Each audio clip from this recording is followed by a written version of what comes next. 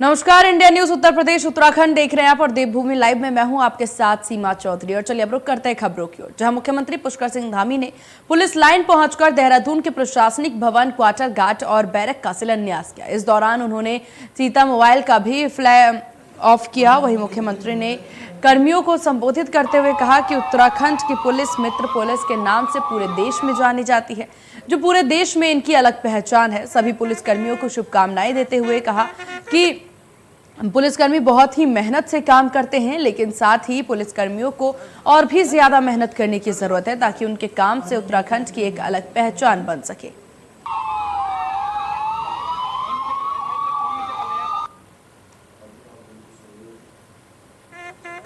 माननीय प्रधानमंत्री जी का विजन है स्मार्ट पुलिसिंग, अच्छी पुलिस, और उत्तराखंड की पुलिस इस दिशा में लगातार काम कर रही है।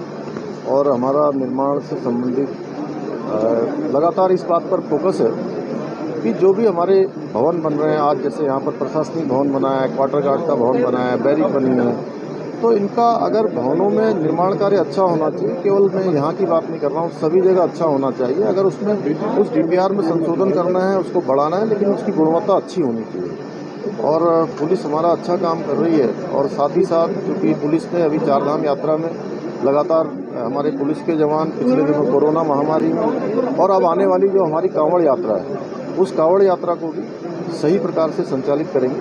उत्तराखंड की पुलिस मित्र पुलिस है और मित्र पुलिस से अपेक्षा है कि आने वाले समय में 2025 में जो हमारा लक्ष्य है, पुलिस विभाग भी अपनी कुछ योजनाओं को लेकर निश्चित रूप से जो हमारी बेस्ट प्रैक्टिस है, उस बेस्ट प्रैक्टिस के रूप में अच्छा काम करेगी। मेरी सभी को शुभकामनाएं।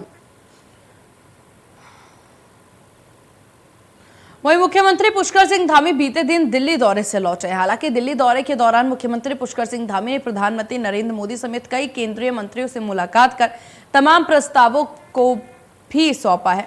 वहीं उन्होंने दिल्ली दौरे के दौरान जीएसटी प्रतिपूर्ति, तमाम विभागों की योजना समेत मानस मंदिर माला मिशन में प्रदेश के कुछ मंदिरों को शामिल करने पर भी चर्चा किया, जिस पर प्रधानमंत्री समेत सभी केंद्रीय मंत्रियों ने सकारात्मक रुख दिया।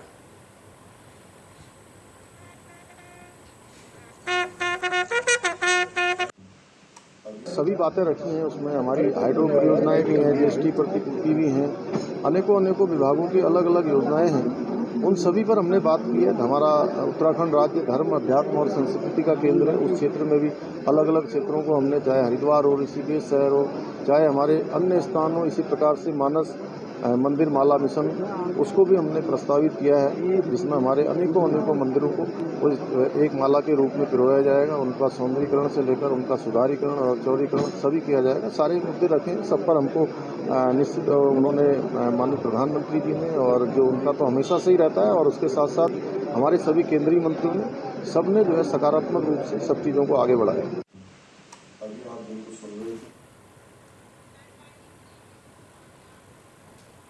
वहीं अल्मोड़ा पहुंचे द्वाराहाट के विधायक मदन बिष्ट ने प्रदेश की आर्थिक स्थिति को लेकर के सरकार पर निशाना साधा। विधायक मदन बिष्ट का कहना है कि प्रदेश कर्ज में डूबा हुआ है, सरकार बजट के नाम पर ढकोसला कर रही है, जबकि हकीकत यह है कि उत्तराखंड की सरकार 90% उधारी में चल रही है।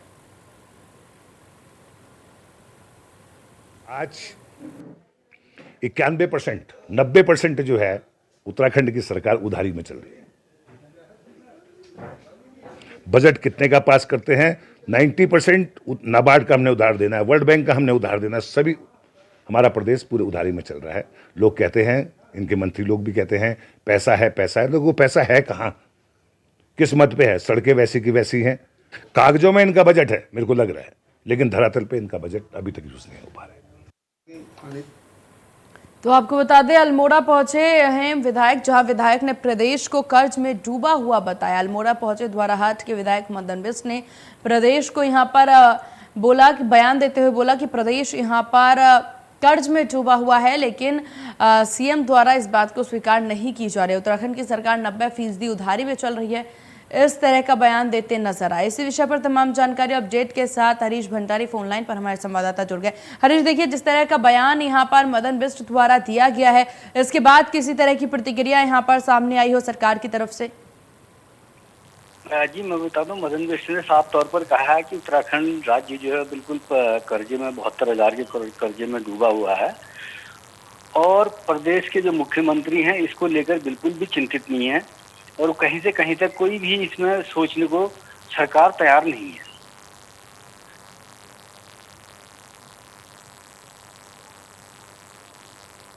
बिल्कुल, और इस प्रकार से देखिए हरीश, यहाँ पर सामने साफ तौर पर देखा जा रहा है, यहाँ पर बिष्ट द्वारा जिस तरह का बयान दिया गया और प्रदेश को कर्ज में डूबते हुआ उन्होंने बताया, इस पर किसी भी तरह का बयान सीएम द्वारा सामने आया हो या फिर बीजेपी के किन्हीं मंत्री विधायक द्वारा किसी तरह का बयान सामने आया हो? अभी किसी विधायक या किसी के द्वारा इस पर कोई प्रतिक्रिया नहीं दी गई है, लेकिन मदन बिष्ट ने साफ तौर पर कहा है कि इसके बाद भी यहाँ पर जो है विकास की जो योजनाएं जो उनके विधानसभा क्षेत्र से लेकर तमाम इलाकों में जो है विकास की जो योजनाओं की बात बीजेपी द्वारा कही जा रही है वो बिल्कुल ठप पड़ी हुई है, या हवाई बातें की जा रही है। बिल्कुल, और देखिए यहाँ पर इस तरह का बयान देने के बाद साफ तौर पर राजनीति भी गर्माती हुई नजर आएगी और प्रदेश को पूर्णतः कर्ज में डूबा हुआ बताया। इससे पहले देखिए सीएम पुष्कर सिंह धामी जो हैं वो दिल्ली दौरे पर नजर आए और काफी ज्यादा जो चीजें हैं, काफी ज्यादा विकास की परियोजनाएं, उस पर सहमति की बात उनके द्वारा की गई है। उन सबको लेकर के अगर अपडेट की बात क्या की जाए तो किस तरह की अपडेट? निश्चित तौर पर जहां सत्ता पक्ष और लगातार विकास कार्यों को लेकर दिल्ली के दौरे और दिल्ली से कई योजनाओं की बात कर रहे हैं और कई योजनाओं को स्वीकृति की बात कही जा रही है, तो वहीं पर दूसरी ओर अगर देखा जा रहा है कि विपक्ष लगातार निशाने साधे जा रहा है कि यहाँ पर कोई विकास नहीं है, धरातल पर कोई विकास नहीं है, हवाई कागजी तौर पर इस पर जो है ये बातें की जा रही है। चलिए ठीक है, आपका बहुत शुक्रिया तमाम जानकारी साझा करने के लिए। और इसी बीच अग्निपथ योजना को लेकर के बड़ी खबर आपको बता दें, जहां अग्निपथ योजना को हरीश रावत करेंगे विरोध। अग्निपथ योजना के विरोध में हरीश रावत कल निकलेंगे पदयात्रा पर। गैर राजनीतिक संगठन के बैनर तले करेंगे विरोध। 60 साल से ज्यादा उम्र के बुजुर्गों को करेंगे इसमें शामिल। वहीं मामले में राजभवन जाकर ज्ञापन सौंपेंगे हरीश रावत। तो इस वक्त की बड़ी खबर आपको बता रहे थे, अग्निपथ योजना को लेकर के कांग्रेस लगातार विरोध प्रदर्शन करती नजर आई है और अब यहाँ पर कांग्रेस की तरफ से देखिए हरीश रावत जो हैं वो भी यहाँ पर विरोध प्रदर्शन के लिए आगे बढ़कर के सामने आ रहे हैं और उनके द्वारा भी ये बात कही गई, इसको लेकर के ज्ञापन भी सौंपने की बात उनके द्वारा स्वीकारी गई है। तो इस वक्त की बड़ी खबर आपको बता रहे हैं, जहाँ गैर राजनीतिक संगठन के बैनर तले विरोध प्रदर्शन यहाँ पर किया जाएगा, जिसमें 60 साल से ज्यादा उम्र के बुजुर्गों को इस विरोध प्रदर्शन में शामिल करने की बात कही गई है। और पूर्णतः अग्निपथ योजना को लेकर के देश भर में, देश के राज्यों में तमाम तरीके से कांग्रेस जो है विरोध करती नजर आ रही है और खासतौर पर जो कांग्रेस शासित राज्य हैं वहां पर साफ तौर पर देखने को मिल रहा है किस तरीके से विरोध जो है वो कांग्रेस के द्वारा जताया जा रहा है। तो विरोध प्रदर्शन करती कांग्रेस इस वक्त नजर आ रही है और उनके द्वारा साफ तौर पर विरोध यहाँ पर जताया जा रहा है। वहीं अब हरीश रावत भी आगे बढ़ करके इसमें विरोध करने के लिए सामने आ रहा है और मामले में राजभवन जाकर के ज्ञापन सौंपने की भी बात उनके द्वारा कही गई है। और इसी विषय पर तमाम जानकारी और अपडेट के साथ रोहित सोनी फोन लाइन पर हमारे साथ, हमारे संवाददाता जुड़ गए। रोहित, किस तरह से विरोध जो है वो इस वक्त विपक्षों के द्वारा यहाँ पर जताया जा रहा है अग्निपथ योजना को लेकर के? देखिए, बिल्कुल विपक्ष मुख्य रूप से देखें तो कांग्रेस पार्टी लगातार अग्निपथ योजना का विरोध कर रही है, जहाँ बीते दिन सभी विधानसभा क्षेत्रों में जो है एक सत्याग्रह अभियान चलाया गया था, जिसमें अग्निपथ योजना को लेकर के विरोध किया गया था। उस दौरान तमाम युवा भी मौजूद रहे, लेकिन अब हरीश रावत एक नए अंदाज में जो है विरोध करने के लिए अपनी तैयारियां कर चुके हैं और मुख्य रूप से जो सैन्यधाम बनाया जा रहा है देहरादून में, सैन्यधाम से पैदल यात्रा निकालेंगे और यह पैदल यात्रा राजभवन तक निकाला जाएगा और इस दौरान मुख्य रूप से कोशिश यह की जाएगी कि युवाओं को एक संदेश दिया जाए, क्योंकि हरीश रावत ने यहाँ पहले ऐलान कर दिया है कि उनके इस पदयात्रा के दौरान जो 70 साल से अधिक उम्र के बुजुर्ग लोग हैं उनको शामिल किया जाएगा और इसमें शामिल करने के साथ ही जो है राजभवन पहुंचने के बाद राज्यपाल को इस बात एक ज्ञापन सौंपा जाएगा, जिसमें यह जिक्र किया जाएगा कि जो अग्निपथ योजना है उसको निरस्त किया जाए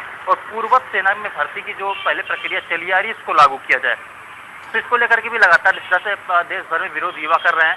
कांग्रेस भी इसको लगातार भुनाने की कोशिश कर रही है और इसी क्रम में हरीश रावत जो है गैर राजनीतिक जो है विरोध बताने को लेकर के जो है ऐसा कदम उठाने जा रहे हैं और कल जो सुबह 11 बजे जो है सैन्यधाम से जो इनकी यात्रा बिल्कुल। और यहाँ पर देखा जाए रोहित, तो बाकी प्रदर्शन से काफी ज्यादा अलग प्रदर्शन यहाँ पर हरीश रावत द्वारा करने की बात कही जा रही है, क्योंकि इसमें 60 साल से ज्यादा उम्र के बुजुर्गों को शामिल करने की बात की जा रही है। ये विरोध प्रदर्शन किस प्रकार से होगा? देखिए सांकेतिक रूप से विरोध प्रदर्शन रहेगा और एक तरह से जो बुजुर्ग लोग हैं उनको शामिल करने की बात कही गई है। तो ऐसे में यह हो जाएगा कि जो बुजुर्ग हैं या फिर जो जानकार वरिष्ठ हैं उन लोगों को शामिल करने को एक बड़ा संदेश प्रदेश भर में जाएगा।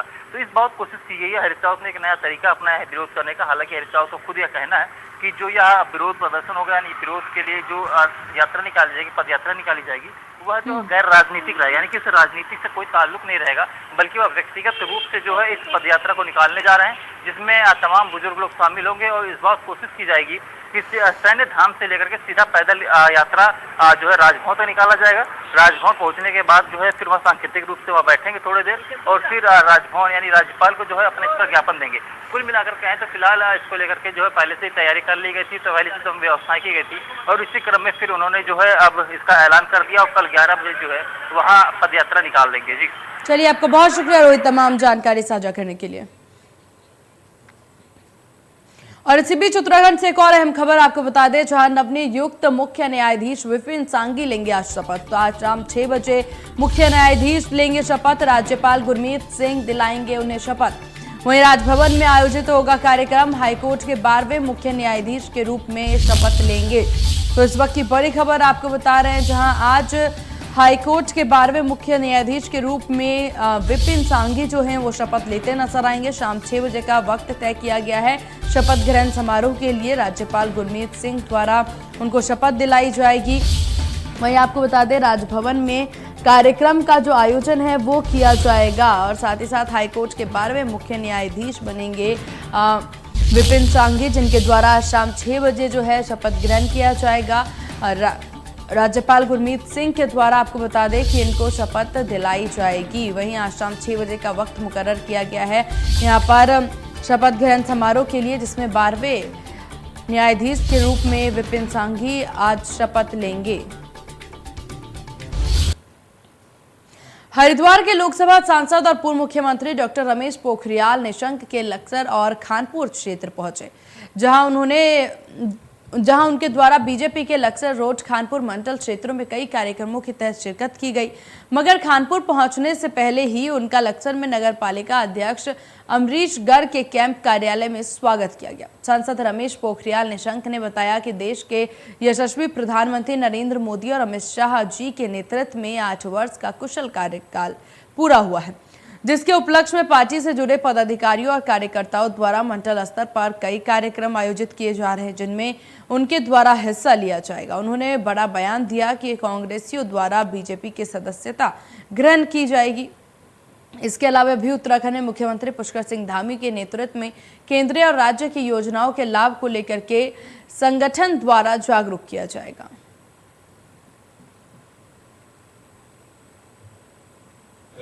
हमारे मंडल की बैठकें सब जगह हो रही हैं और यहाँ पर आज कुछ कांग्रेस के लोग भी ज्वाइन करेंगे। जगह जगह अभी खानपुर में भी ज्वाइनिंग हो रही है, वहाँ मीटिंग हो रही है। तो भारतीय जनता पार्टी मंडलों की बैठकें हो रही हैं और सुशासन के 8 साल जो मोदी जी के हैं और राज्य सरकार के पुष्कर धामी के नेतृत्व में जो काम हो रहा है उसको आम व्यक्ति तक कैसे पहुँचे, इस काम की कार्यकर्ता नीचे तक पहुँचा रहा है और बूथों को मजबूत कर रहे हैं।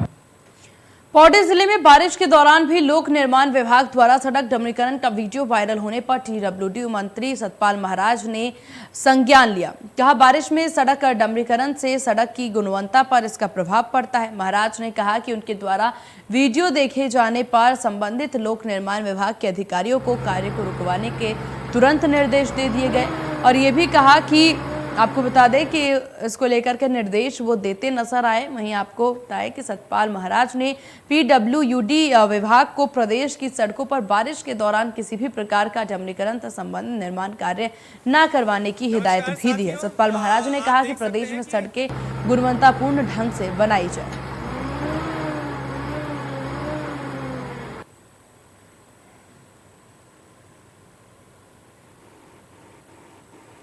सबसे पहली बात यह है कि बारिश में जब वर्षा हो रही हो तब सड़क का निर्माण नहीं होना चाहिए। सड़क की गुणवत्ता प्रभावित होती है। मेरे संज्ञान में रिखड़े खाल से देगियों खाल तक जो सड़क बन रही थी उसका वीडियो आया जब बारिश हो रही थी और वहाँ पर निर्माण का कार्य चल रहा था। जैसे मुझे पता चला और मैंने बारिश को देखा, मैंने तत्काल वहाँ पर अधिकारियों को आदेश दिए कि काम को रोका जाए और भविष्य के अंदर बरसात होते समय जो है सड़क को ना बनाया जाए।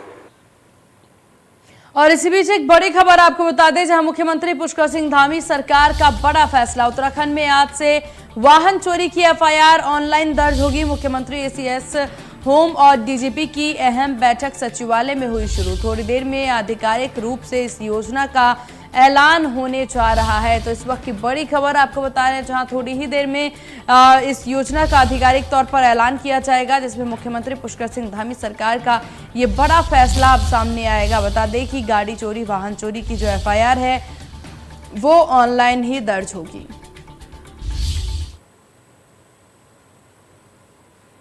हरिद्वार में राज्य संपत्ति बंटवारे के बाद मिला होटल अलकनंदा अब उत्तराखंड की तिजोरी भर रहा है। गंगा किनारे बना ये लग्जरी होटल पहले उत्तर प्रदेश की तिजोरी भरने का काम किया करता था। अलकनंदा होटल से 1 महीने से भी कम समय में करीब 1 लाख की आमदनी हुई है और अभी तक की आमदनी हरिद्वार से उत्तर प्रदेश के खाते में जा रही थी।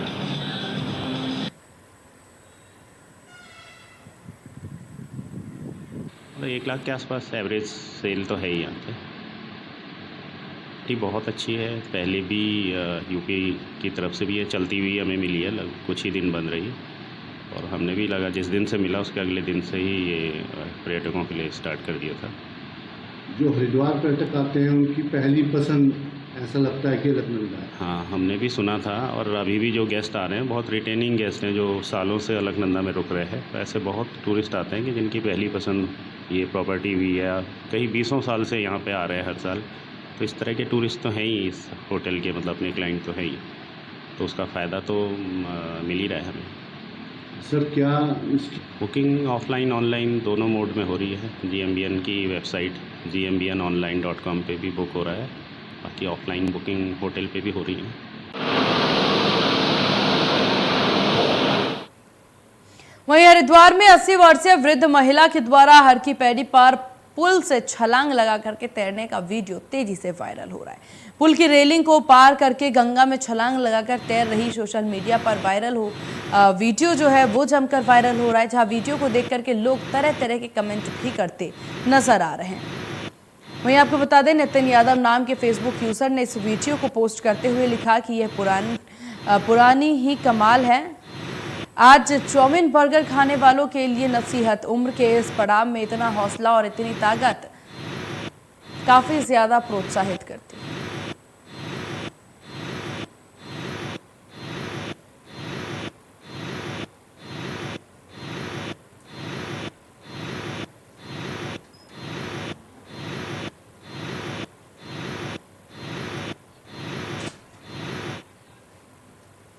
वहीं रुड़की के मंगलोर कोतवाली क्षेत्र के हथियाथल गांव में एक युवक ने दूसरे युवक को गोली मार दी, जिसके बाद आनन फानन में युवक को घायल अवस्था में रुड़की के सिविल अस्पताल लाया गया, जहां पर अस्पताल के डॉक्टरों ने उसकी हालत को गंभीर देखते हुए उसे ऋषिकेश के एम्स हॉस्पिटल के लिए रेफर कर दिया। हालांकि विवाद किस बात को लेकर के हुआ, इस बात की जानकारी को लेकर के पुलिस जुटी हुई है।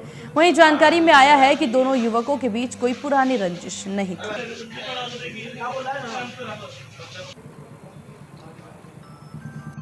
प्रदीप नाम के युवक के गोली लगने की सूचना प्राप्त हुई थी, जिस पर हम लोग यहाँ पुलिस को मौके पर रवाना कर दिया है। पुलिस बल मौके पर है और उसको इंजर्ड को यहाँ देखने आए तो इंजर्ड को भी रेफर एम्स कर दिया गया है। अभी इसमें गोली जो बताई गई है प्रत्यक्षदर्शियों द्वारा बताया गया कि फायर की आवाज़ सुनी है। तो पूरी स्थिति उसके बाद सर क्या कोई पुरानी रंजिश के चलते अभी इस संबंध में पूछताछ की। सपलौडी और भट्टी गांव, गवाड़ी गार्ड आदि क्षेत्रों में दहशत का केंद्र बना गुलदार। जी हां, आज सुबह 5 बजे पिंजरे में कैद हो गया था गुलदार, जिसके बाद गुलदार को नागदेव रेंज लाया गया, जहां मेडिकल के बाद गुलदार को अनियंत्रित जगह घने जंगलों में छोड़ दिया जाएगा। वन रेंजर अनिल भट्ट ने बताया कि पिछले दिनों सपलौडी और भट्टी गांव में गुलदार ने 2 अलग अलग घटनाओं में 2 महिलाओं को अपना निवाला बनाया था, जिसके बाद क्षेत्र में आक्रोश का माहौल था। उन्होंने कहा कि ग्रामीणों की मांग के बाद गुलदार को पकड़ने के लिए क्षेत्र में 3 पिंजरे भट्टी गांव, गवाड़ गार्ड और आसपास के गाँव में लगाए गए थे, जिसके बाद आज सुबह 5 बजे के तड़के गुलदार को पकड़ लिया गया।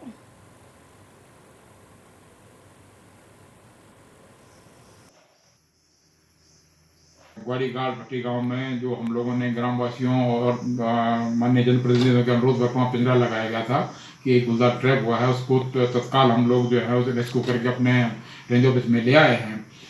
और अभी पूर्णतः जो प्रथम दृष्टया गुलदार पूर्णतः स्वस्थ है और अभी इसका जो है स्वास्थ्य परीक्षण जो है वेटरनरी के द्वारा किया जाएगा। उनको मैंने पत्र भेज दिया है। हरिद्वार में मौसम ने करवट ले ली है। सड़कों पर जल भराव भी देखने को मिल रहा है, जहां थोड़ी ही देर में बारिश ने नगर निगम की पोल खोल दी। मौसम विभाग ने 28 और 29 जून को बारिश होने की चेतावनी दी है। वहीं आसमान में छाए काले बादल और साथ ही साथ मौसम ने करवट बदलते हुए यहां पर नजर आ रही है।